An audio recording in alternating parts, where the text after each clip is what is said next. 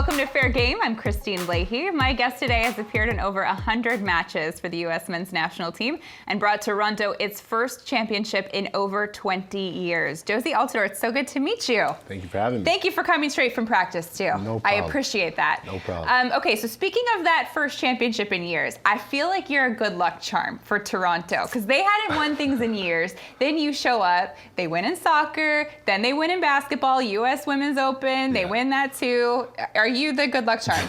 It seems like it. I don't know, but it's a good title to have, right? You come to a city and good things start happening, so I can't complain. I'm happy for the Raptors. I think you're talking about Bianca Andreescu, right? Yes. The U.S. Open, Yes. She won that. And then we won our championship, so yeah, the city's been on a little bit of a wave. It's cool. Who had the better celebration, you guys or the Raptors? You can't ask that. Why? Yes, I can. We had ours in the wintertime. Okay. And it was just, and the Raptors, come on, it was summertime. And that series, the way it was, like, it was so captivating, and it was awesome to see. But I think they did. From the looks of it, I think theirs was. Because yours was in the winter? Yeah, ours was too cold. Even me, I was frozen. Like, I had my Canada Goose on, hat, scarf, all that. It was cold. But still, it was still amazing. But I think the summertime one was another level. Did Drake support you guys as much as he loves the Raptors? Yeah, I think so. I think he's a big supporter. Maybe not like visually at the games all the time, but he definitely shows love for everybody in Toronto that's doing something positive, which is pretty cool about him. He doesn't kind of like, shun anybody out or nothing like that. It's tough when everybody wants you to be around. Have you met him? Time. I have. Okay, all right, that's all I really need cool to know. dude, man. He's a busy dude, so you gotta let the man live. I just want him to write a song for you guys too. Yeah. I feel like he wrote 2 for the Raptors. I think you guys. Did? Yeah. Oh. After the championship, he released his little album, and he's got the 2 songs. I mean, oh, okay. Yeah, I was writing him, I think, on the plane back from the celebration. Yeah, that's kind of cool. But like I said, he's heavily invested in that team. I think he's got the training facilities like now. So I just want them to show you some love. Yeah, I agree with you. I'm gonna let him know that. Let him know. Yeah. Perfect.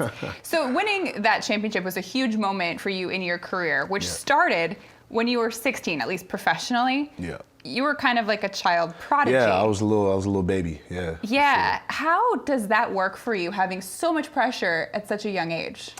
To be honest, man, I don't even think about it. I didn't think about it at the time because, I don't think you register with where you're at the moment. You don't understand that. Like, for me, I went to Europe and I was playing in a team in Spain, and I thought that was the norm. You know what I mean? Because that's the first thing as a pro is where you're at. So for me, I didn't really think about it. I was just enjoying the ride, man, enjoying every day of it and just trying to get as much of an experience out of it as possible. But so you look back now and think, oh my gosh, I was 16 years old. For sure. You have those, if I knew then what I know now type of moments, you have those and you kind of see things differently, wish you could have did things differently, but that's part of life, so you live with no regrets. Did you have to grow up fast? You have no choice, man. You move overseas at such a young age. You got to. Did your parents go with you? No, I went alone initially. What? Yeah, I went by myself to Spain. Do you speak Spanish? I do. Oh, well, that's good. Yeah. Did you know already before you went there? I know a little bit, but not really, because over there they speak a different dialect of Spanish, so I kind of had to learn that on top of Spanish, the normal Spanish, so yeah, it was a lot. It's a lot for a 16-year-old. Yeah, I was 18 when I went over, but still, yeah, it's not 18. easy. 18 is no joke, yeah. That's cool. Yeah, but it helps you grow, right? You become more cultured. You're able, more worldly. I got to travel around the world, 3, 4, 5 times over, so I'm really lucky, I'm blessed to be able to have lived so much in such a short time. Speaking of parents, I love what you said about this, that in the U.S. at least, parents really want their kids to grow up playing football or basketball still because that is where the money's at. That's where the money is, yeah.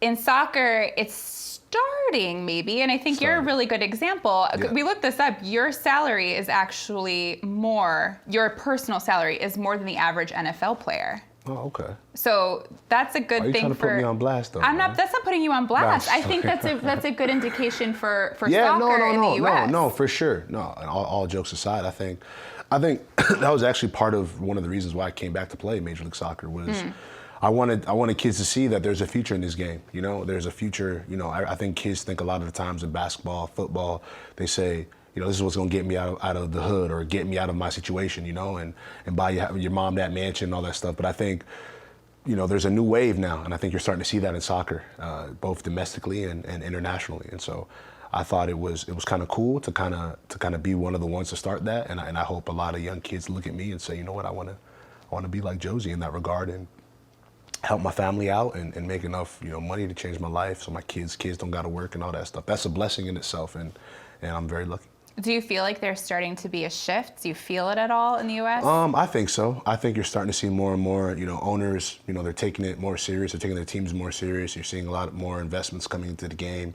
The 2026 World Cup going to be hosted in the United States and in Canada and Mexico, I believe. So those are huge steps for the growth of the game. And I think it's brewing. I think it's going to explode here in the next 8 to 10 years. So I think it's going to be an exciting time for the sport in this country. So get your kids playing soccer right now. Yeah, I mean, we'll so see. So 8 to 10 years, they're ready to go. See. It's another opportunity. I think in football, you see a lot of concussions, a lot of stuff happening. Yeah. A lot of effects you got to deal with after the fact. Like, I know me as a parent, I don't think I'm going to put my kid in that. If he wants to play, great, I'll support him. But, I'm going to make sure he knows at the very least everything that comes with it. And make sure that he's well educated on all that stuff. You wouldn't let him play football? No, I'm not saying I shouldn't have said that. I would let him play, but I want him to be understanding of everything that comes with it and what could possibly come with it later on, Because I love sports. I don't think, I love the NFL. So I'm not going to tell him not to play, but I want him to understand everything that comes with it. Because I think a lot of guys, they retire and they have certain things going on that maybe they weren't sure about, before they started their career was going to happen, So what if he wants to play soccer? I'm cool with that too. Whatever you want to do. Whatever he wants to do, man. I'm not going to be that guy that's like, son, you got to do this and be all over him. I'm not going to do that. I want him to have fun. And if he wants nothing to do with sports, that's fine too. I just want him to love and enjoy life and be a compassionate human being, and that's most important to me. I hate bringing this up, but I have to. 2018 World Cup. Like, everyone was so excited. You guys must have been too. I was excited too. It would have been huge for the U.S. Did you feel like it hurt the state of soccer in the U.S.? I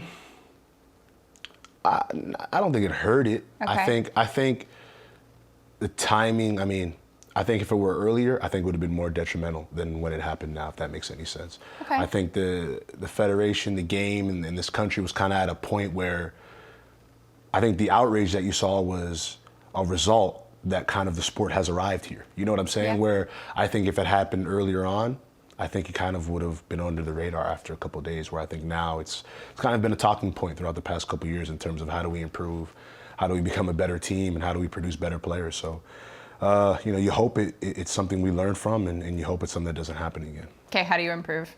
How do we improve? Give me all the answers. What do you got to do? I wish I had them all, man. I wish I had them all. I wish it were that easy, But I think you got to be honest in moments like these. I think, when you look at the federation, players, in terms of, us doing enough as players, we weren't good enough on the day. And I also think, we haven't produced enough game changers in the last 6 to 8 years here, guys that kind of you pass the torch to and take the team to another level, and I think we haven't had that.